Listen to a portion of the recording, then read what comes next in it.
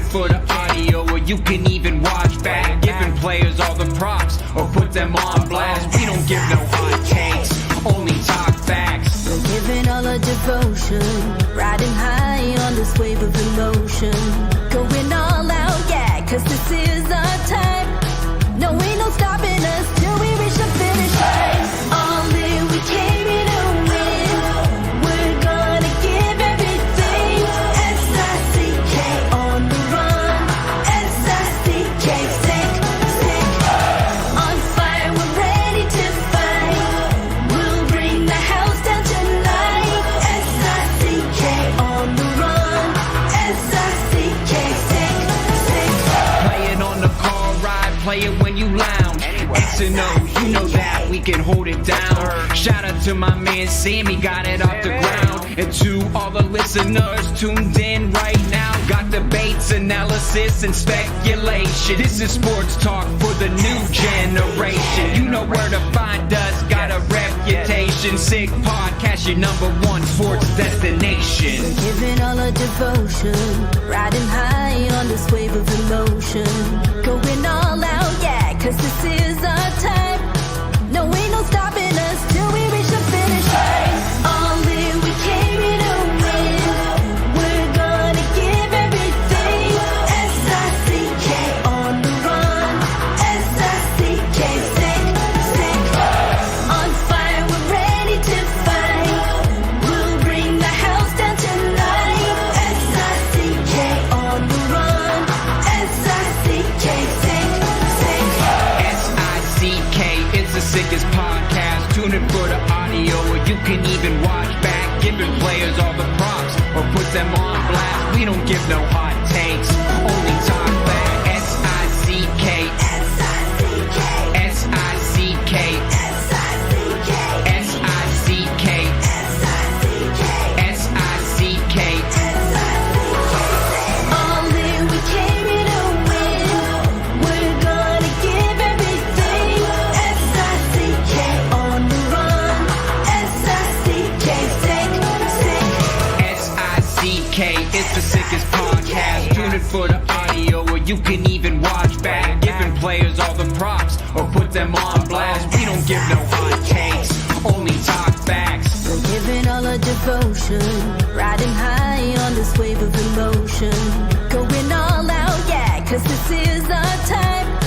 No, ain't no stopping us till we reach the finish line. All in, we came here to win. We're gonna give everything. S-I-C-K on the run. S-I-C-K, sick.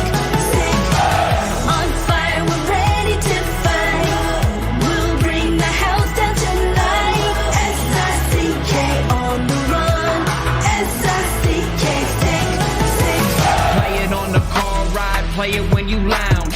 X and O, you know that we can hold it down. Shout out to my man Sammy, got it off the ground. And to all the listeners tuned in right now, got debates, analysis, and speculation. This is sports talk for the new generation. You know where to find us, got a reputation. Sick podcast, your #1 sports destination. Giving all our devotion, riding high on this wave of emotion.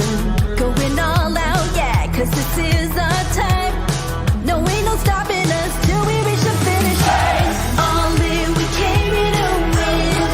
We're gonna give everything. S-I-C-K on the run. S-I-C-K, sick. On fire, we're ready to fight. We'll bring the house down tonight.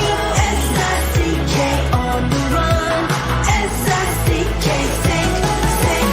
S-I-C-K, it's the sickest podcast. Tune in for the audio, or you can even watch back. Giving players all the props, or put them on blast. We don't give no hot takes, only talk back. S-I-C-K, S-I-C-K, S-I-C-K, S-I-C-K, S-I-C-K, S-I-C-K.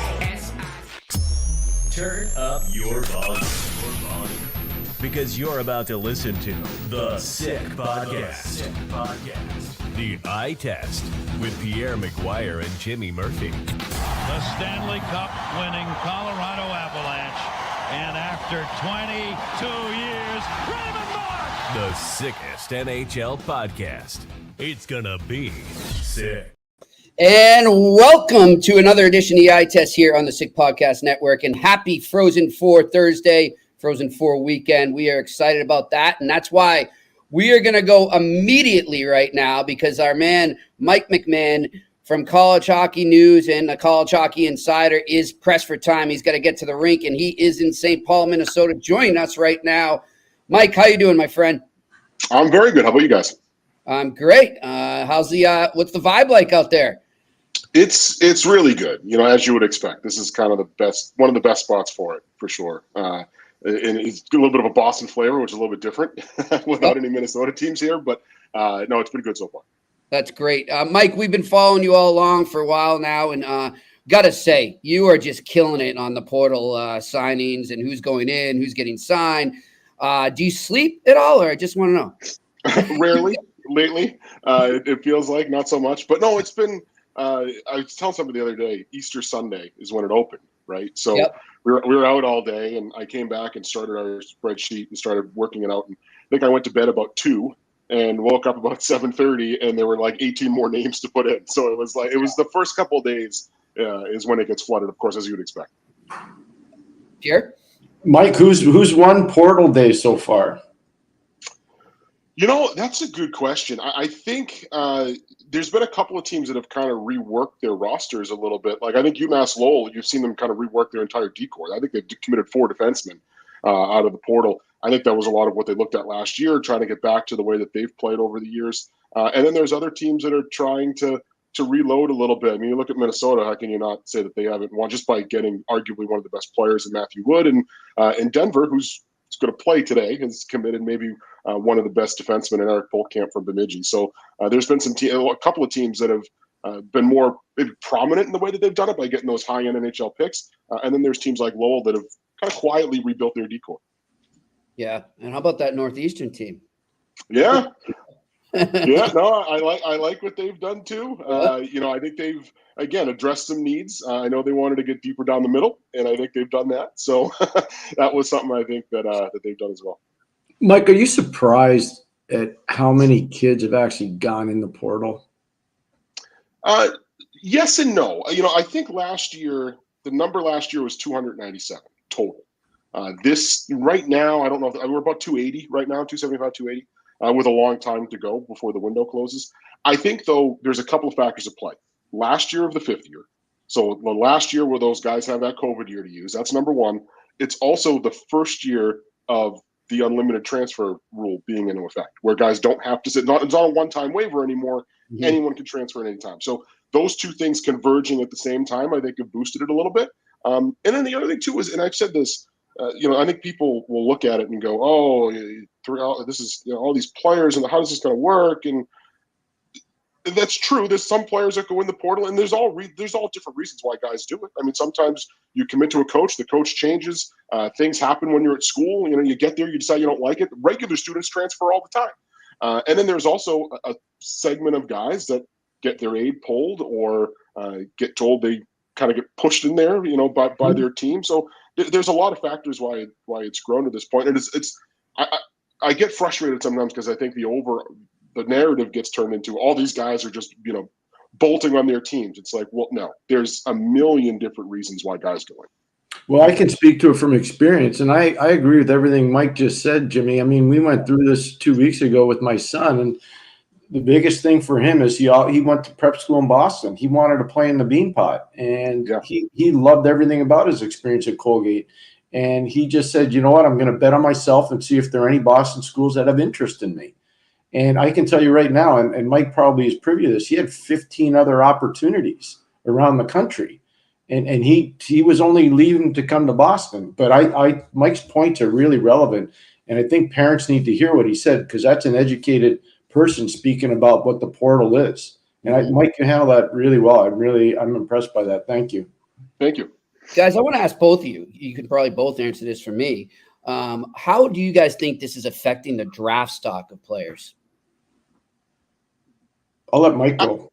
Yeah, I don't know that it is. I don't know that it is a lot. You know, I think it's again, because once a guy is drafted, obviously their teams are involved in some of these decisions. Sometimes, their teams may be part of why they've decided to transfer to begin with. So I don't know that it's affected it much, at least not that I've heard. I think it affects the free agents more, and I'll speak to that. And, again, just experience. My son was rated 105th in his draft year on Central Scouting's list, but it was a COVID draft. So prep school kids weren't getting taken. That's just the reality of the business. But he's a free agent. And I can tell you right now, he was contacted by numerous NHL teams when he went in the portal. What about undrafted guys though? That's what I'm talking about. Ryan's an undrafted player. Yeah. That's what I'm talking about. So. And do you think so? If you're scouting a guy, like you're amateur draft scout for a team, and you're the head of that, right? Let's say like Scotty Fitzgerald, for example, Pierre in San Jose. So he's got this player targeted, and now player's doing great, loves everything he's seen. Now he transfers to another school.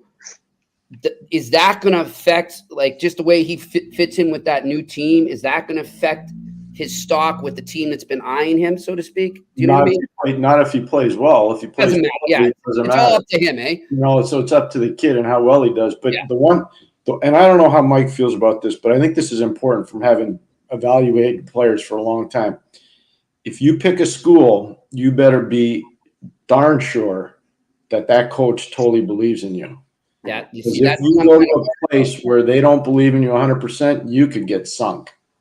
100%. That would be the thing. I think if you're a player let's say you're an undrafted free agent, you're trying to improve your stock, you want to go to a program where you're going to play. And that's the thing I've said to people too. Like, I said it to some parents. The BCs, the BUs, the Denvers, and North Dakotas, every forward that they're committing is a top 6 forward. There's 6 spots. So spot on. You better go to a place where, like Pierre said, where the coach believes in you and you're going to be in one of those roles, or else, your stock can plummet. You could go from a top 6 player at a smaller school and be on the radar to being a 4th line center somewhere else and having all that kind of wiped away. Yeah. So make sure it's the fit, right? Instead of the actual school or the popularity of the school you're going to, so to speak. I think the biggest thing though, Jimmy and Mike, is that you'll know as a family, if you're included in the process, just where the coach thinks you fit. You better ask the hard questions. And if you don't ask the hard questions, then you're doing a disservice to your child. You really are. For sure. All right, let's get into, I know you're pressed for time, so let's get to these games that you're going to cover right now. Mike, let's start off. I mean, look, there's all great teams. Like you like to call the blue blood teams, as Pierre likes to call them there. Is this, when you just kind of look at it as the big picture, is this one of the coolest Frozen Four lineups that you've seen in recent memory? It is. I mean, it's right up there. Yeah. Yeah. And last year was too. I think you look back to last year, I think ESPN set record numbers for the Frozen Four last year in the national title game in terms of viewership. And that has to do with the teams involved and also to do with the players involved. And you have that here too. Like, I wouldn't be surprised if next Tuesday or Wednesday we're hearing about another record number, just because of the fact that you've got, I looked at it yesterday, there's 49 drafted players playing in this Frozen Four, and that doesn't include the kid who's probably going to be number 1 overall in a couple of months. And it's Mike's spot on, Jimmy, but this is important too. He's in the state of hockey right now in Minnesota. I can't even count how many games I broadcast from there, coached in there over the course of my career. But it really is a state of hockey. Mm-hmm. So the Minnesota Golden Gophers made it to the final last year, and they lose in overtime to an amazing story in Quinnipiac. Those are eyeballs, like major eyeballs. The entire state of Minnesota and probably the entire state of North Dakota is watching, and maybe even half of Wisconsin. So you start doing the math and you start to realize, and now you got BC and BU, and this is in Mike's wheelhouse. Mike, that's major league. Like, that's a big deal for people in Boston in particular. Oh, yeah. Yeah, I mean, I've seen it just with the media presence out here. There's been times where one Boston school's been in the Frozen Four, and there's some presence. But I mean, yesterday the network news stations were out here with crews, which don't remember happening before. The Globe has 2 people here instead of just 1. That's what happens. Yeah, I was actually talking to Danny Roach from WBZ. Yeah, that's what I saw. Yeah, it's out there. Yeah, okay, because he was like, I think they're going to send me. This is great. Like, and Like they never do this. They never send us on the road for this. But he's saying with 2 Boston schools, I mean, they want it covered. So Yeah, it's you can't great ignore for college hockey in Boston. Let's look at this first game right now, BU Denver. Now, everyone right now is thinking offense, offense, offense. When they look at this game, they look at the lineups, they look at what they did this season. But Mike, I look at the the games that Denver has played to get here. It hasn't been about offense. It's been about, shutting down the neutral zone, great goaltending, great defense. Do you think that's going to continue, or do you think it might open up here? I think if it's Denver's way, it's going to continue. Cornell makes you play that way, right? Yeah. You don't really have much of a choice. They had to play that way against Cornell, and they had to play that way against UMass too. I thought UMass did a good job against them in the regional semifinal. I think that's how Denver wins this game. I thought Matt Davis, their goaltender, was fantastic in the regionals, and he's had some ups and downs this year. Yeah. But he played just lights out in those 2 I thought he was regional great games. in Springfield. Yeah. Oh my gosh. And it was the neutral zone. I mean, they shut him down in the neutral zone too. I mean, that's really where they slowed UMass down. That's where they're going to have to slow BU down because they're just they're such a transition team. You're going to have to find a way to slow them down. I think that's how Denver wins, though. What's the health update on Massimo Rizzo for Denver? He is going to play. The word yesterday was that he is going to play. So they get one of their high-powered guys back for sure. Yeah. He's a huge offensive component for him. And that'll help Jack Devine, who I thought Jack was really underwhelming in both games, both against UMass and against Cornell. They need him to go offensively. 100%. Let me ask you, how excited are people out there to see Macklin Celebrini on this grand stage?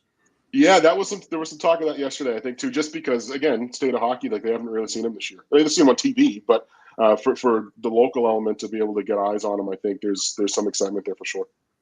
Good stuff. No, it's great. Really. Now, looking ahead to the next game, BC, Michigan. Look, these guys got some history in the NCAAs. I remember being at the Frozen Four final at TD Garden or whatever it was, Fleet Center then in 1998. Michigan wins in overtime. I remember that well because I had a good friend on that BC team. But there's some history there. But these 2 teams are stacked. Another game you look at on paper, you look at the stats, and you think it's going to be, all right, I got to take the over in this if I'm betting. But then again, I don't know. I just feel like the further you get into this tournament, the more it tightens up, the less room you have. And I could see this one being a tight defensive struggle as well. I think there's going to be a little more offense than the other one, but I don't think this is going to be like a 6-4 game or something. I really don't see that. Yeah, neither do I. I think the 2 games that BC played in Providence against Michigan Tech and then Quinnipiac made them a better team. There's no question. I mean, they had to figure that out. And I said it to Greg Brown yesterday. I said, when you're 33-5-1, I think is their record. There's not a lot of adversity there that you've seen throughout the course of the year. Yeah. But there was in those 2 games because they had to make adjustments in the middle of those games. Mm-hmm. You look at the shorthanded goal they gave up to Michigan Tech. I think it was some frustration. They got sloppy with the puck, and all of a sudden there's a shorthanded 2-on-1 coming down the other way. So they had to make some adjustments there, and they had to deal with some stuff. And they came out on the other side with 2 wins. So I think that dramatically helped them in getting them ready for a weekend like this, because when you're facing the teams you're going to face this weekend, starting with Michigan, there's going to be adversity at some point in these games that you got to find a way through.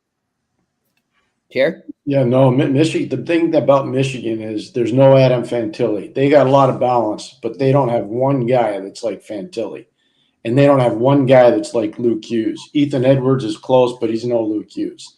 So their roster is a little different than last year when Quinnipiac beat Michigan in the semifinal.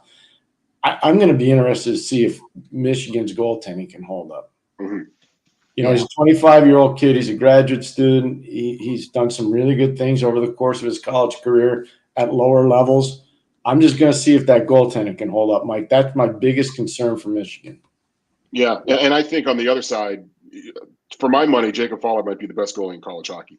When you look at his performance. Yes. I got to tell you, Mike, Pierre doesn't really like him. He's not a big fan. No, we're kidding. I've been trumpeting him since he started out at BC, and everyone's like, "What? Who? What?" I was getting ravaged in Montreal. The way he's played this year, and I said it in the preseason. I said this kid had a .950 save percentage in like 12 playoff games last year in the USHL, and won a Clark Cup. Those are the hardest games of the year. Yeah, and he stopped 95% of the shots. Like in the biggest, he plays his best in the biggest games. He's been very, very impressive. He embraces it. Yeah. He embraces the big games like this, like the pressure. That's what I love about him. Like, it's almost like he wants it, you know? So there was a game that I went to. Mike, I don't know if you were there or not. It was BC versus UMass. It was a Sunday afternoon, 1:00 start at BC. And I was at the game, and I would say Jacob Fowler was probably, if you rated 10 being the best, 1 being the worst, in the first 25 minutes of that game, he was probably a 6. But by the end of that game, he was a 9. Yeah. Like, it was cuckoo crazy, some of the saves he was making when UMass had a power play.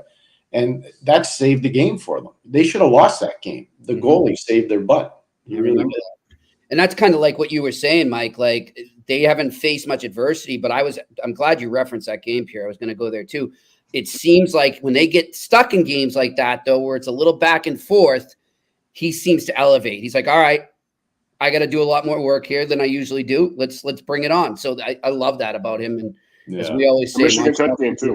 Yeah, regional game against Michigan Tech, that was the one. I mean, because BC through 2 periods was not playing well, and he made some big saves that bailed him out. And he had a little bit of iron help too. He did. Yeah. Yes, he did. All right, so guys, we're looking at both games. First game, who's got the coaching edge in your opinion, Mike? Ooh, man, that's hard. I think at all 4 of these teams. That's why I asked. I don't think there is. It's real close. Yeah. I think across the board with the coaching, I think there's no like, okay, BC's got the edge here or BU's got the. I think it's even across the board, guys.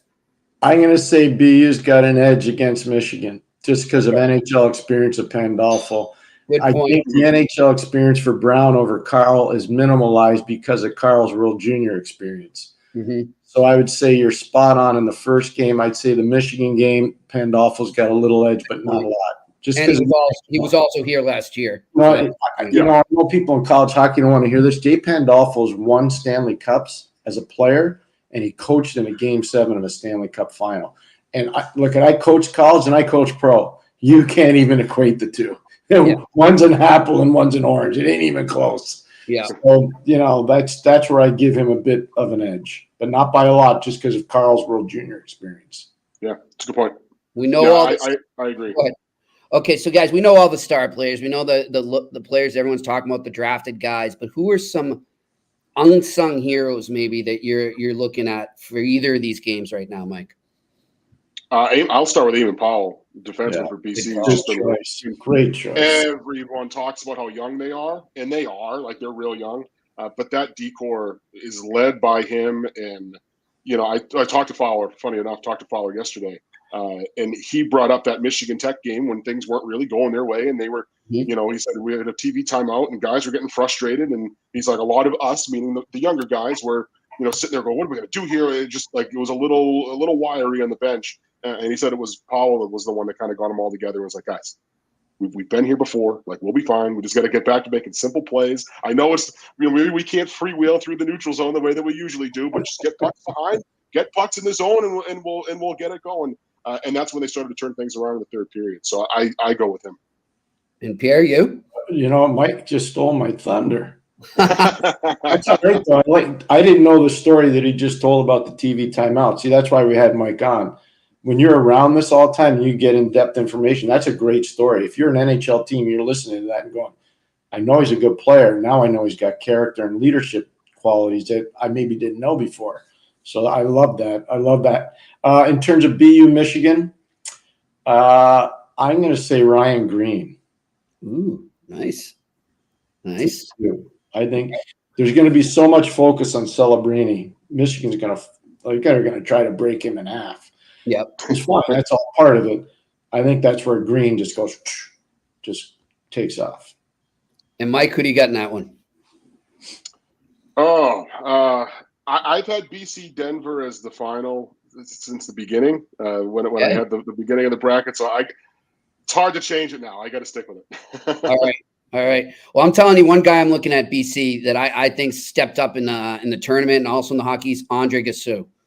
The Bruins pick he has. Yeah. Well, Mike, I don't know. You've seen them a lot. I didn't know he could shoot the puck that well. Like, he can rip it. Yeah. And that was, I think it came on this year more than last year. I'm curious. if that was a focus over the offseason for him, because I didn't see that before, Mike. I had never seen that before. Yeah, neither did I. And you got to wonder too, he's playing with Gauthier, is his line mate giving him some pointers or something, because he could shoot the puck pretty well too. Mike, of all the guys you've seen, like you've seen a lot of guys over your career, how much success do you see Cutter Gauthier having past college? I think it's immediate, and he's a guy that's going to play in the league for a long time. I mean, he could have 40 goals. Yeah. That's insane. He plays an NHL game. He really does. Yeah. Oh, 100% right away. And, I don't know. I'd have to look. I don't remember covering a guy in college that hit 40 goals. It's been a while. Kyle Connor may have gotten close at Michigan, but it's been a while. It's been a while. Yeah, all those guys in that CCM line at Michigan, that was a heck of a line. Yeah. So that would be the one that I would think. What did Eichel have? I looked this up. He didn't have 40. He was in the 30s, 33 maybe. Right. Kelly was in the 30s. Yeah. What about Korea? What did Korea have? Was he close? He was over 40, I believe. Yeah, so that's what I mean. So I'm just going the guys that I kind of remember that were close. See, guys, Eichel had 26, and I'll look up Korea for you right 26. Okay, wow. I told this to Jimmy the other day, though, Mike. When I think about all these college players, one of the guys I think about is Brady Tkachuk, who I know you had a chance to watch a lot. Brady had 8 goals. He had 8 goals his freshman year, his draft year. Then he goes to the NHL, and he has 23. Just so everybody understands, it's hard. To Mike's point, it's hard to score in college. So, I don't think people realize how hard it is to score in college. You're going to be stunned by this. Korea only had 25. However, he had 75 assists. So that's how he got 100 points. He was the playmaker of the decade there at UMaine that year. So that was pretty amazing. Playmaker of the decade in college hockey. Forget just Maine. Yeah. That guy was unbelievable. I remember we had a Bruin. We were playing the Bruins on a Saturday night in Boston, and Korea had a Saturday afternoon game at BC, and Brian Burke and I were in Hartford together, and we went to watch the game, and I said to Burke, like, this guy's ridiculous. We had the 5th pick at the time. And I said, Berkey, if we're picking at 5 and we can get this guy, oh my gosh, like I become a better coach right away. What Berkey did was Berkey traded away the 5th pick to get the 2nd pick.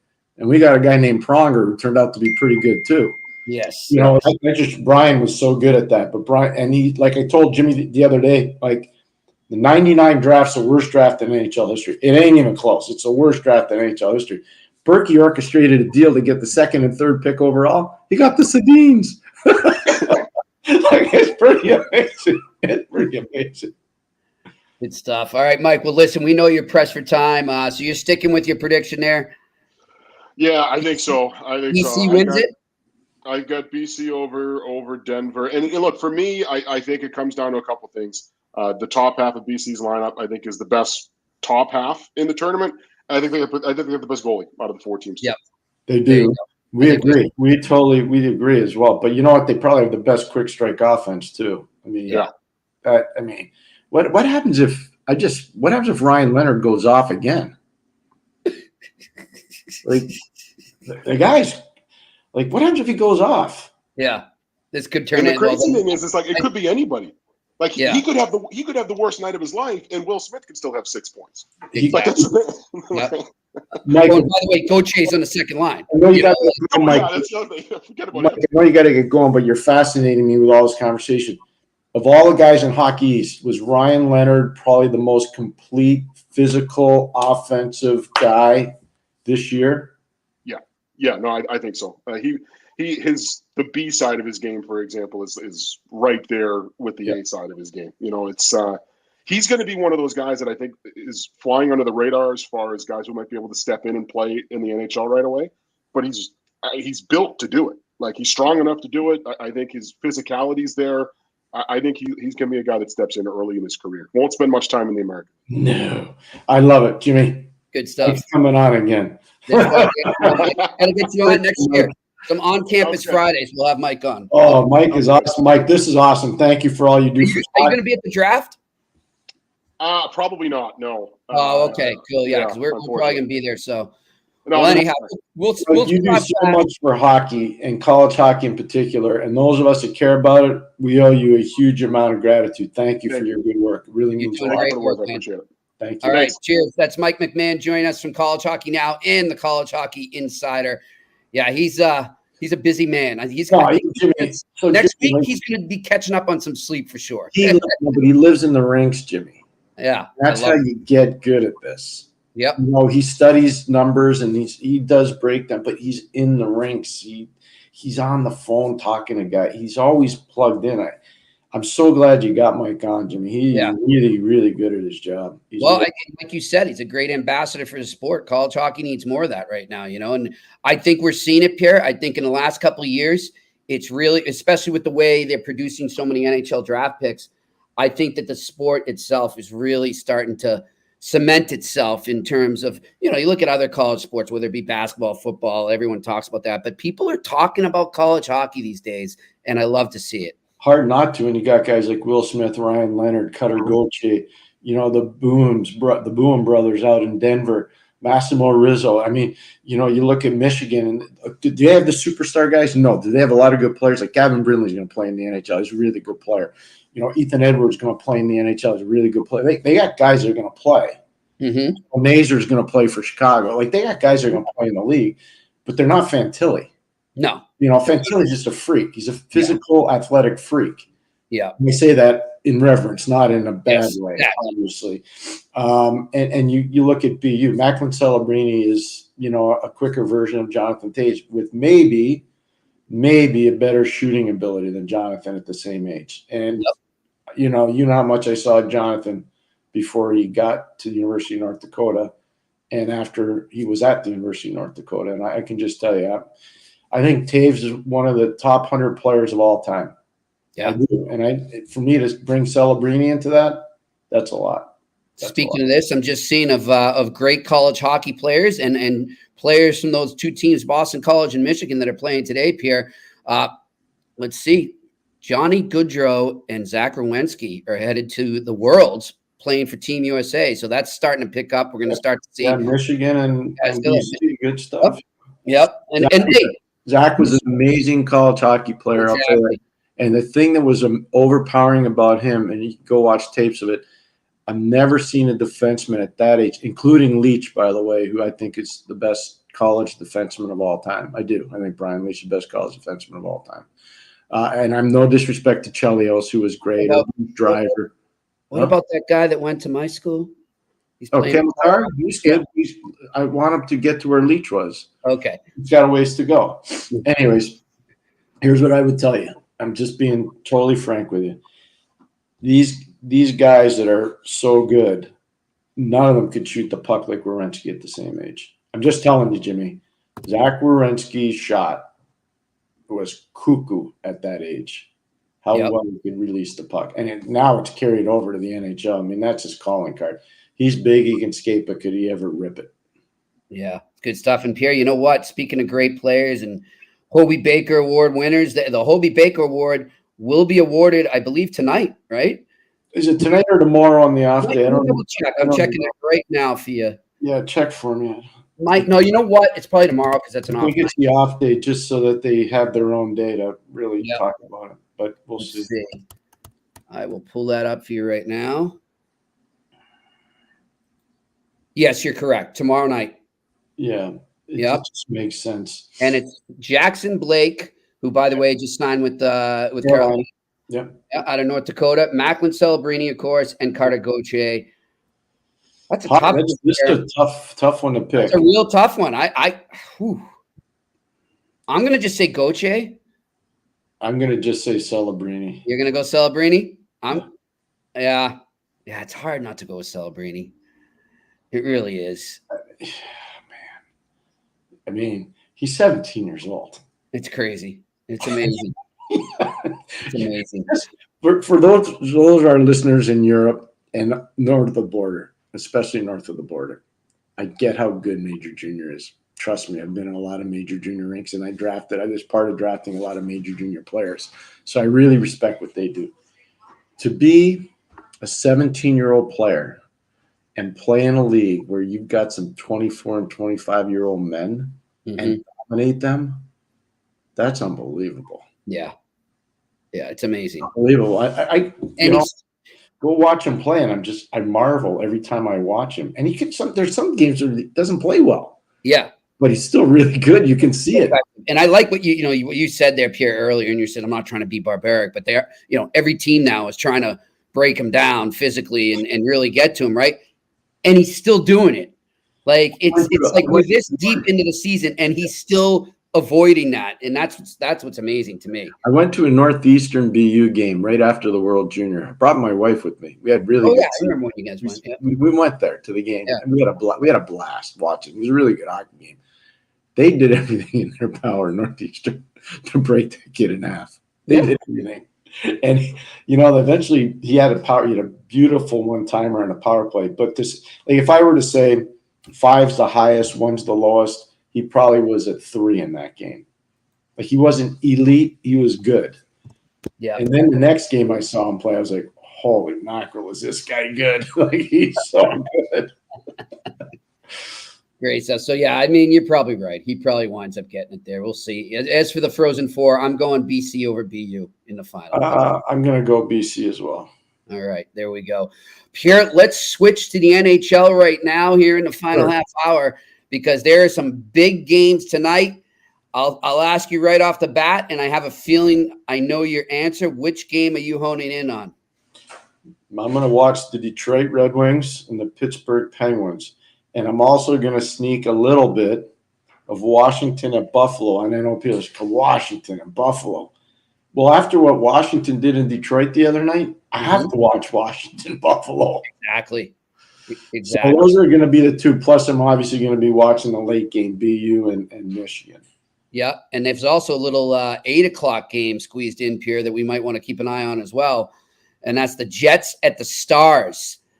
In Dallas. That's going to be a hell of a battle too for the Central Division there. So lots of big games here, a lot of teams, and they won't be like the matchups aren't as good, but there's still tons of teams battling, jockeying for playoff position. The Islanders are hosting the Canadians. The Leafs are hosting the Devils. Lightning are hosting the Senators. Rangers are hosting the Flyers. Pierre, are we, I mean, do we write the Flyers off yet? Or are we giving I'm not going to write them off out of respect. Is there hope? Yeah. Out of respect to John Tortorella and what he's done, no, I'm not going to write them off because I think John's coached his tail off the whole year. Yeah. So maybe they got one last gasp, but tonight's got to be it. Tonight's game 7. You know, there's no safety net. You lose tonight, you're not making it. So tonight's their last hurrah. And if they get it done, they still got life. And if they don't, they're done. They're falling and they got no safety net. That's it. And then, of course, the Panthers playing the Blue Jackets, they can pull within 1 point of the Boston Bruins, the Atlantic Division lead there. So there could be as we said yesterday, a lot of things can change. It's hard for us. Like, we can't really start analyzing playoff matchups because we're not going to probably know them, Pierre, until I'd say after this weekend. I think we might know by today's Thursday. We might know by the end of tomorrow. Tonight's a big night. A big job. You made a really good point, Jimmy. I don't think Winnipeg can catch Dallas. Okay, I don't think they can. But I know one thing: people in Winnipeg really think their team can win. Yeah, and you know what else this game can do? It's message sending time. It's a message. That's exactly where it's going. So this is a message sending game. So I don't know when they play, if they play, but I would say this. Dallas has a really good team, and how long have we been talking about it? And all of a sudden, it's become a cause celeb. Oh, Dallas could win the cup. I'm reading, everybody's jumping on the Dallas bandwagon. We've been talking about this since November. Yeah. So all I'm going to say is Dallas is really good. The Tanev, I'm going to quantify why we're saying Dallas is really good. The Tanev pickup has been phenomenal for them, and they're a team that all their young players, every one of them, including Logan Stankoven, which most people don't even know he's in the league, their players all got better at the NHL level. And they're young. Jamie Benn got better this year. Yes. He did. Yep. So you look at all their young players, they all got better over the course of the year. Yeah. Watch Harley play in defense and Yes. tell me he hasn't gotten better. Like, I'm just telling you, they have done Jimmy Nill, Pete DeBoer, Steven Spott, the entire management team there, they've done a magnificent job with their group. And their scouting's been unreal, Pierre. Outstanding. Like really good scouting by really good. Dallas Stars there. Give a shout out to my man Steve Greeley there. BU guy. He'll be cheering for BU. Right? I wonder if he's out there right now. Knowing him, he probably snuck out there, I would imagine. And he's the mayor of St. Paul.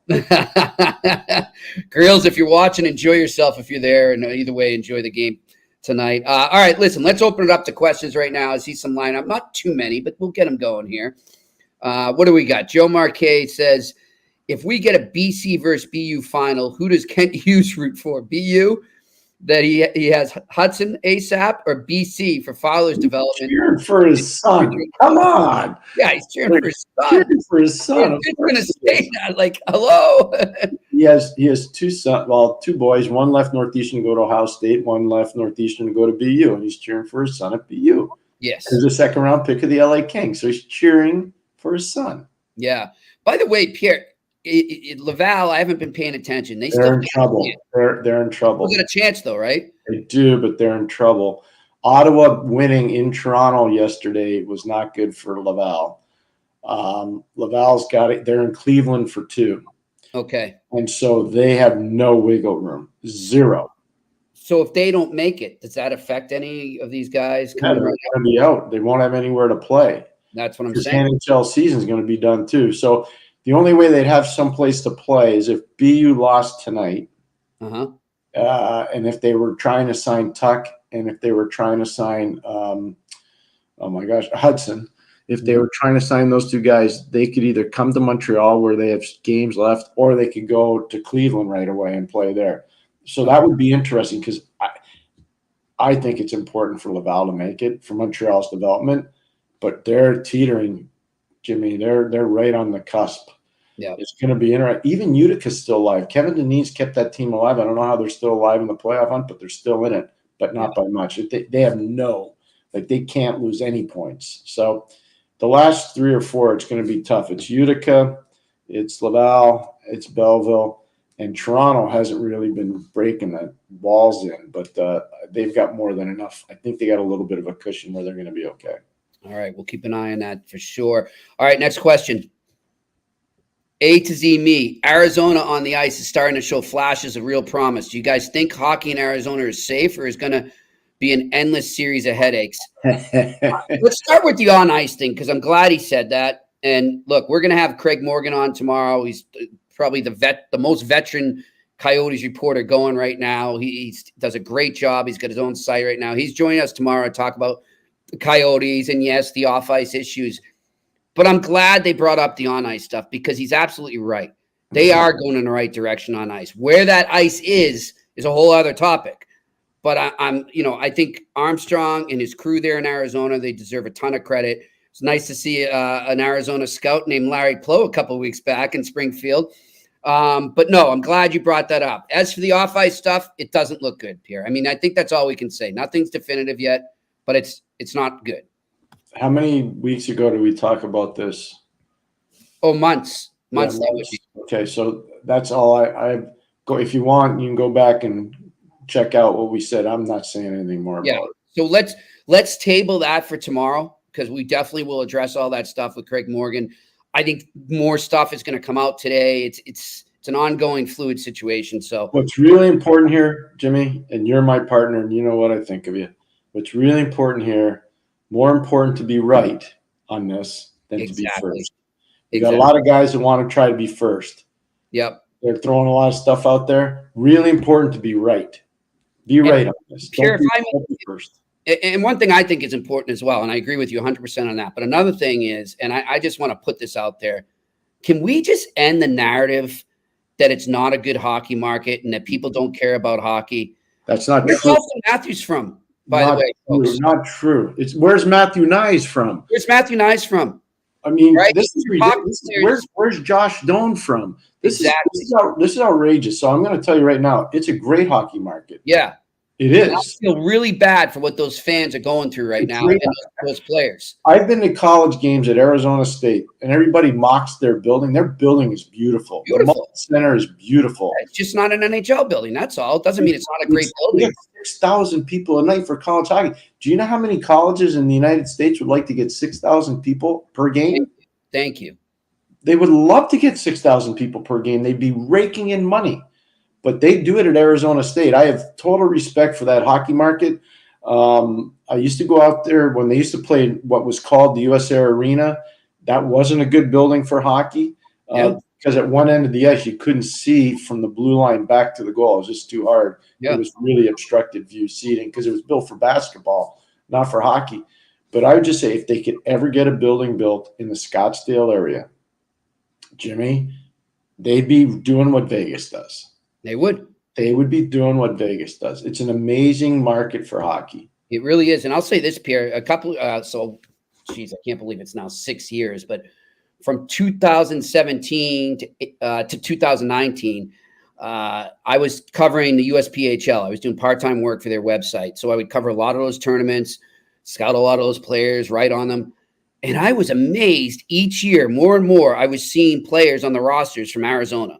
And it just kept growing each year. And I haven't looked at it now. I'm not privy to it all the time, but I imagine it's even more now. So it's like, that is a growing hockey market. Kids are playing there.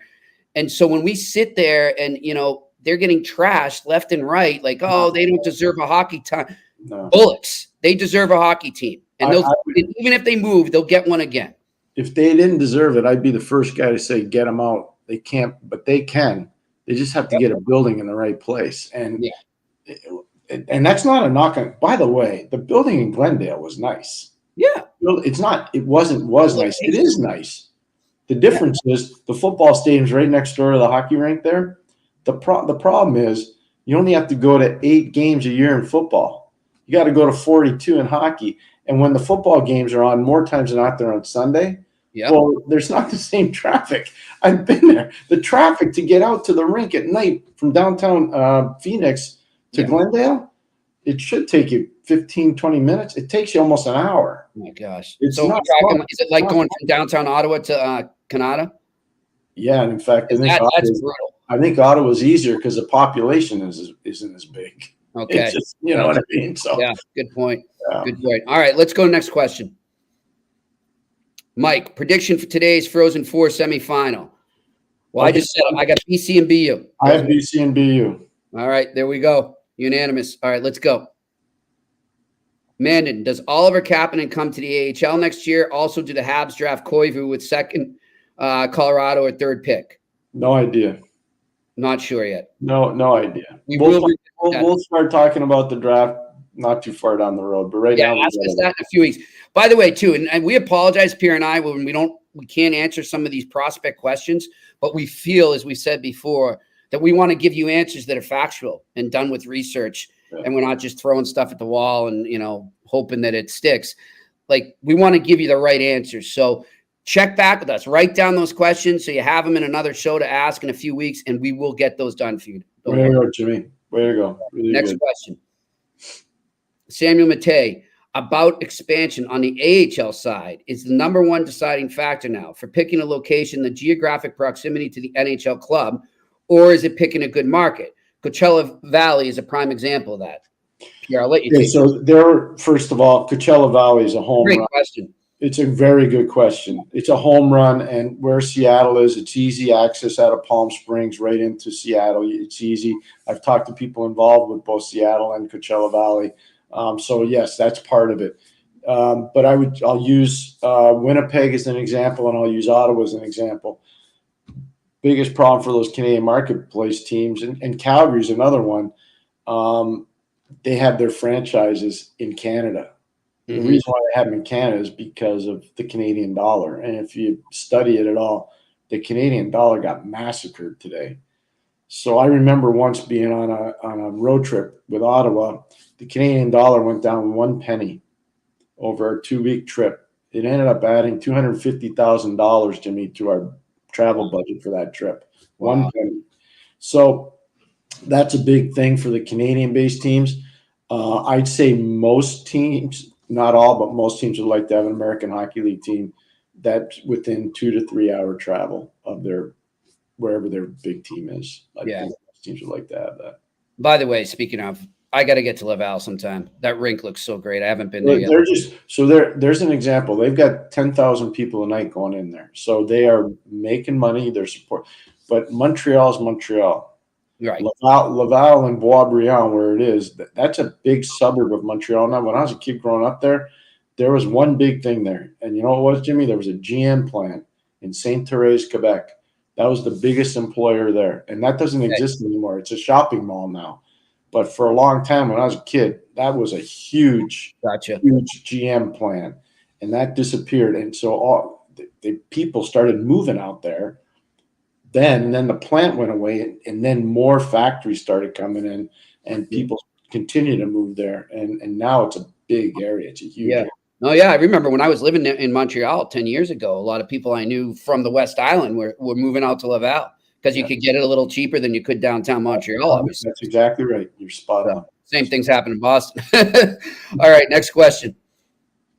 Jason Logan. Hey, Jay, have you heard anything about Cole Hudson, Lane Hudson's brother, and do you think he will play for BU? He's a very talented kid. Quinn Hudson and Lane Hudson are at BU right now. It wouldn't surprise me if Cole ends up there. I haven't seen his commitment, whether he's committed there or not. I'm going to bet he probably has, but I don't know that for sure. But I've heard only good things about him. Only very good things about him. Good stuff. All right, next question. Mike, do you guys prefer the 1-8 playoff format or the current one? Some of these first-round matchups could be Stanley Cup final matchups. Yeah, we're with you, Mike. Give me the 1-8. 1-8. 1-8. 1-8, please. 2-7, 2-7, 3-6, 4-5. Bring it. We don't want the other. We don't like this other stuff. And I think you'll agree with me when I say this too. And I get why they went to the format they're in. They were trying to maybe build up division rivalries and all that, and bring those back because you'd have to play out of division, right? But on the flip side, Pierre, you want to build division rivalries, play them more in the season, have a more division heavy schedule. I don't know how you do it. I wouldn't even come close to knowing how these guys make up a schedule because it's got to be an impossible job. But if you can do it, that's what I would do to get the division rivalries back. I want to see the Bruins and the Habs play 6 times a year, not 3, not 4. Give me 6, minimum 6 times. That's what I'd like to see them do, Pierre, if you want to get that bitterness back. And I know playoffs are the best way to create hate because you're going 7 games sometimes. But at the same time, over the course of a season, if you're seeing 6 times, you're going to build some hate there. So I can tell you this. There was a man named Phil Scheuer. He's still alive. Phil was a scheduling guru for the league for a long time. And, you know, it's changed now. Steve Hasapetros mostly does the scheduling for the league. Montreal guy, right? Yeah, both of them are. Phil Scheuer's a Montreal guy too. And, you know, Hasapetros does his scheduling on a computer, whereas, you know, Phil Scheuer used to do it on a blackboard. Oh, my God. I'm not kidding you. It was fascinating to go in his office and see what it was really fascinating. So it's the scheduling component to the league, especially with time zone travel. You know, it makes it different, and a computer can't measure time zone travel. It can pretend it does, but it really can't because it doesn't know the wear and tear on the body or the mind. So that's one of the issues. The league, I think, has done a relatively good job. The scheduling part of the league is actually very good. I give the league a lot of credit. Yeah. The problem is the playoff stuff.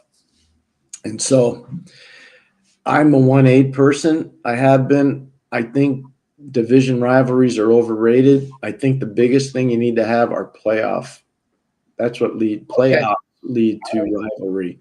That leads to animosity. That leads to passionate hockey fans. The more time you play a team in the playoffs, the better it is for that. And I think that's one of the things the league has to figure out. All right. We'll see how that goes going forward. And I guess they have some scheduling issues going on right now with what we previously discussed. They got to figure out if there's going to be a team in Utah or Arizona.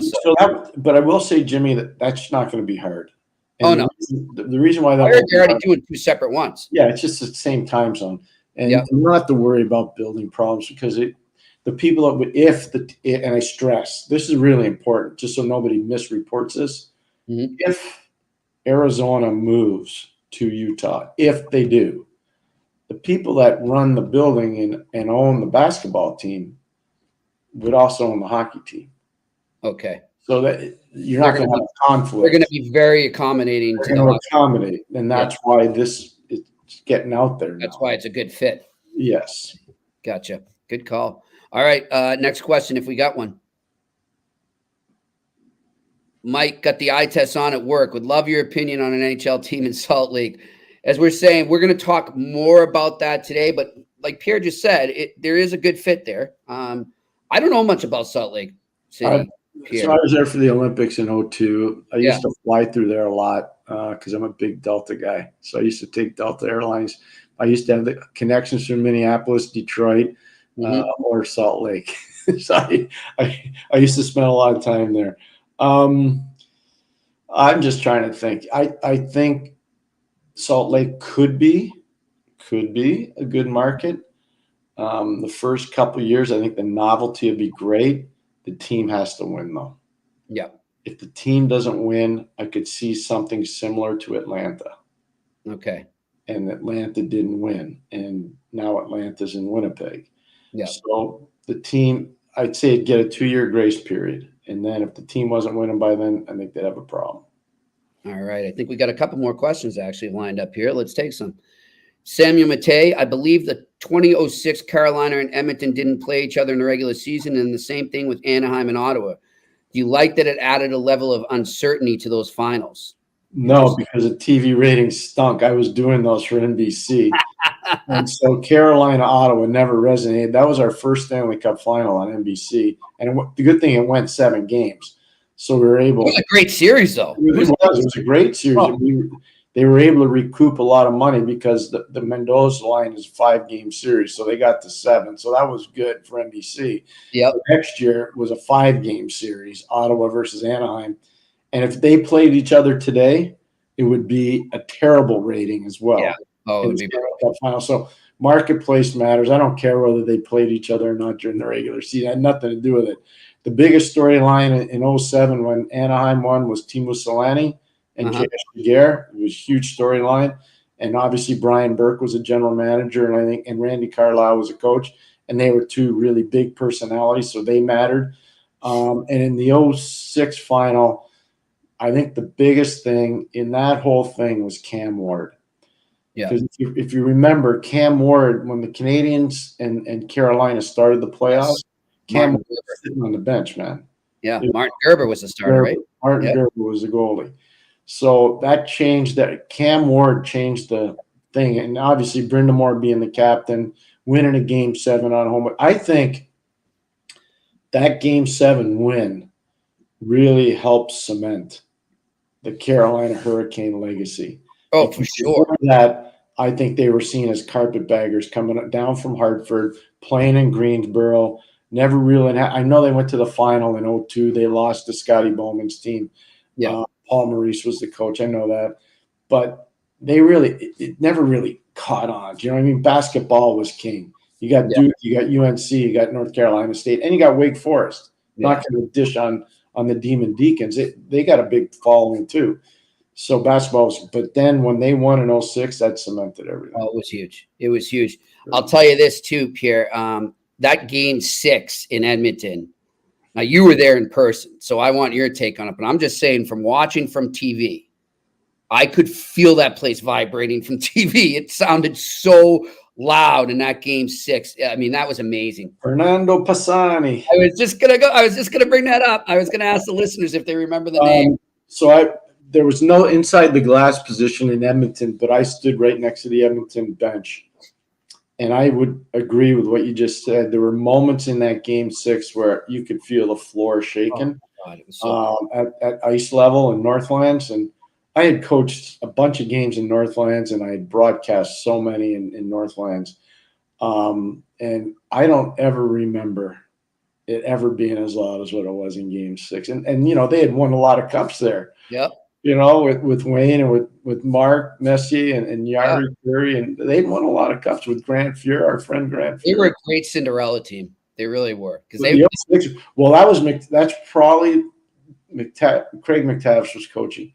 That's probably the best Craig ever coached. Yeah. He coached fantastically well. He really did. He coached really, really well. And you speaking of Hockey East people, you mentioned Fernando Pisani out of Providence. Providence. Right? Yep. There's another key member of that Oilers team that was Hockey East between the pipes. Oh, yeah? Dwayne Rolston. UMass Lowell.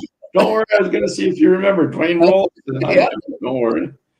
He was a good story there, too. Remember that? And then he actually, Pierre, he had another run. He was on the Tampa team. He had a run in 2011. Yeah. He did. All right. That's our trip down memory lane. What do we got? What's next? Jason Logan. Most players are superstitious. Were you ever superstitious, Pierre, while coaching or in between the bench while reporting? Yes, 100%. So I'll tell you some of them. I always had to get dressed on the left side of my body. So left sock, left shoe, everything was on the left side when I was playing. Even when I played football or when I played baseball in college, it's always the left side. I don't know why, but always the left side. But this is the weirdo one for you. I never, ever stepped on a crack in the hotel lobby. Talking about this with Mitch. I knew you were going to Think about the hotel lobbies you go in, the nicer hotels, obviously with an NHL team you're staying in. Usually there's marble flooring, and they always have cracks in them. Yep. So you start tiptoeing through a lot, and people look at you like, "What's wrong with that guy?" So I would do that in every hotel, every playoff run. I would never step on a crack in a hotel lobby. Dustin Hoffman and Rain Man. Oh, that's how I felt. And you're carrying around the video stuff, and you're bringing it to your room, and you're breaking down tape, and people must like this. Probably right too. But yeah, no, I never stepped on a crack. So that's a good question, Jason. Yeah. I love it. For me, I mean, not the reporting, but when I used to go to Bruins games, I used to wear the same Cam Neely shirt for a long, long time. You picked a good guy to wear. Yeah. My grandma had got me that for a gift when I was very young. So, all right. Cam that? You still Cam that? I know, eh? I think it's still somewhere at my mom's house in the closets there. Those old ones. Hey, do you remember when we were at the tap in Springfield? Yes. And the gentleman comes up with the Vancouver Canucks sweater and it had Neely on the back. That was awesome. Remember that? Yep. The ones with the V, the yellow. The old Canuck, the old Canuck logo. That was cool. There were some really good jerseys there, Pierre. That was pretty cool. There were a lot of good hockey jerseys. Especially the one you were wearing, the Jonathan. Jonathan Quick, who only a few days later broke the record for American goalies. That was pretty cool. That was good. And I saw a good Charlie McAvoy one there from BU. There's another Hockey East guy, Charlie McAvoy, Matty Grzelcyk. By the way, Harley Coyle. Jeez, I think it was Mark Diver had this on Twitter last night. So, and I thought right of you in our episode with Brian DeCord yesterday. So Mark Diver's on Twitter last night after our episode, Pierre. And remember Brian was talking about going to Capitol Grill? Yeah, the night before, yeah. Guess who picked up the tab for that? Don't say anything. I'm going to say somebody from the BU alums. I'm going to say probably McAvoy. Exactly. Charlie McAvoy picked it up. Don't worry. It was so funny. I saw that right after what Brian said. I said, well, you know where it was. Here's the one thing I'll say. Don't worry. Charlie's credit card's good for it. Don't worry. Oh, yeah. You want to hear a good Hockey East one? Okay. I'm not going to tell you the player's name because he's still relevant in hockey today. So we were playing in San Francisco, Daly City, when the Sharks were there. I was with Pittsburgh. And the team had their rookie dinner, and there were only 2 rookies on our team. And I'm in my room actually watching NHL games, and the phone rings. There are no cell phones, and the phone rings in my room. And it's the manager of a hotel or manager of a restaurant in San Francisco. Mm-hmm. And he says, are you Pierre McGuire? I said, I am. Who are you, sir?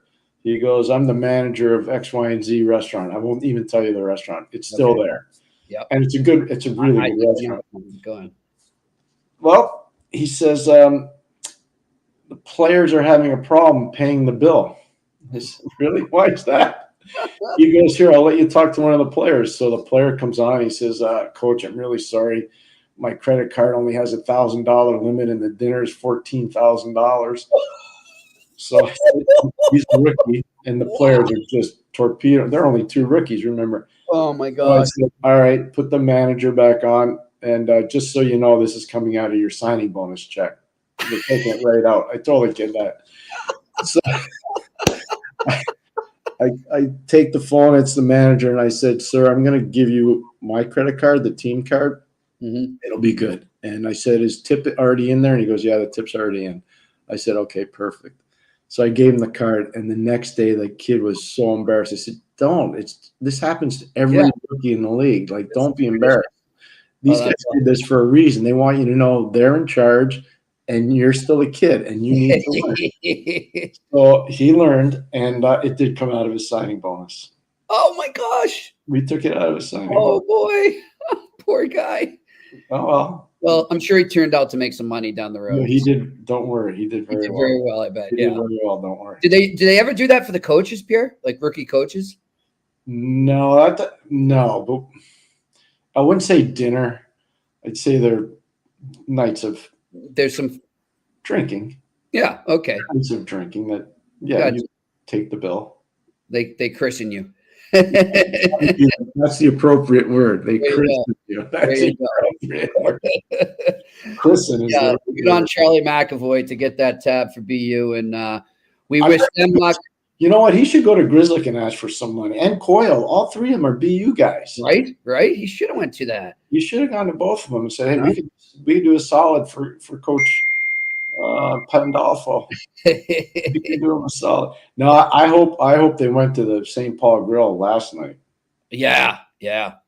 Actually, I was talking to somebody about that last night who's out there, and he's like, "Oh yeah, I stopped there. I don't want to bring up his name, but he said, "Oh yeah, that's legendary." So, and he was listening when you said that. I mean, if you know, you know. It's one of those things, right? I told you in Winnipeg, I always had one place that I ate all the time. I always go to Highs all the time in Winnipeg. You know, some of the bigger cities, Chicago, Vancouver, LA, I had different places. Like, it wasn't just one. I go to 2 or 3. But in San Jose, I always went to one place. I always went to Original Joe's. All right. And I always used to go, there's a place in the back called the Hideout. And I'd always go to the Hideout. And the Hideout was great. It was unbelievable. You can hide out. You can hide out. It was good. Just put on, eat your chicken parm, have a nice glass of rouge, and everything's beautiful. Good. I'll tell you what, Pierre, when we're going to do our on-campus Friday tours next year, I hope, you're going to have to take me to some of these legendary restaurants, like the one in North Dakota, in Grand Forks you told me about. Oh, don't worry. I'll take you there. If we're there, it's the best steakhouse. It's one of the best steakhouses in the Midwest. That's awesome. Right in Grand Forks. It's unbelievable. And it's so good. That's fine. And, you know, yesterday somebody else was laughing about the Ponderosa story. Well, you know, I coach in a lot of different places. And especially when you're starting out, you're not staying at the Four Seasons or the Rich. And you're not eating at, Capitol Grill. Yeah. And, in Plattsburgh, you used to go to Ponderosa a lot. That was a national chain then, eh? So we played Plattsburgh State 2 years in a row in the NCAA tournament. And back then, the quarterfinal would always be on campus. Okay. And then the next round would be obviously the Frozen Four. Well, they didn't call it the Frozen Four. There'd be the Final Four. So my 3 years at Babson, we played 2 years at Plattsburgh and 1 year at Elmira. Great, amazing Division III hockey programs. That's great. Still, but smaller towns. They're not like going to Chicago or LA. Yep. You know what I mean? Yeah. Good stuff. Tanya, we might have a food podcast in our future down the road here. I'm so pumped for this afternoon at 4:00. Yeah. Can't wait. BC and Denver right away. That's good. I love it. Good luck to all those schools, to everybody out there in St. Paul. Enjoy yourselves. Be safe. Have a great time. And thanks to everybody in the comments section. We appreciate your questions. Oh, we're not done. Don't worry. Rosa. Yep. And I've got to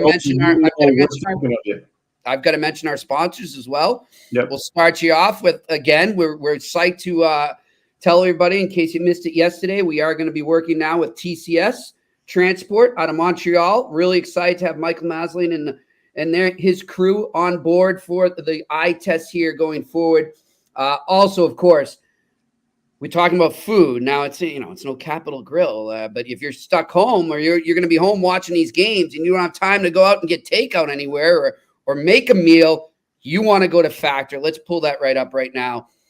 Factor's delicious, ready-to-eat meals make eating better every day easy. Head to factormeals.com/itest50 and use the code itest50 to get 50% off. Again, factormeals.com/itest50 and use the code itest50 to get 50% off. I'm telling you, everyone, Pierre and I keep letting taste test this. They love it. We've got some subscriptions through it too, through that code. So definitely go there, check out Factor's meals. And of course, our other sponsor, Manscaped. It is the season to make sure you groom your carpets and the drapes. The weather's getting warm. You're going to be hitting the beach soon. Groom your carpets and the drapes with the leaders in below-the-waist grooming. Go to manscaped.com. Use the code ITEST for 20% off and free shipping. Again, that's manscaped.com. Use the code ITEST for 20% off and free shipping. And Pierre, again, really psyched to have TCS on board. Yep. Thanks to Michael Maislin and the group there at TCS. We're really, really excited Good hockey guy. On board. Yep. Oh my gosh. This company, these guys are passionate hockey. They're passionate hockey fans. You know what? He told me he loves the city of Boston too. He's psyched to be working with Bostonians. So thanks for that, Pierre, as well. You're the Bostonian. You're the leprechaun. You're the adopted son. I'm the north of the border guy that's a leprechaun. Yeah, there we go. There you go. Well, listen, thanks to everyone out there. We want you to enjoy the Frozen Four, and we will talk to you tomorrow when we bring on Craig Morgan to discuss the Arizona Coyotes here in the Eye Test on the Sick Podcast Network. And that's a wrap. Hope you don't miss us too much until next time. Follow the Eye Test with Pierre McGuire and Jimmy Murphy on YouTube, Facebook, Google Play, and Apple Podcasts.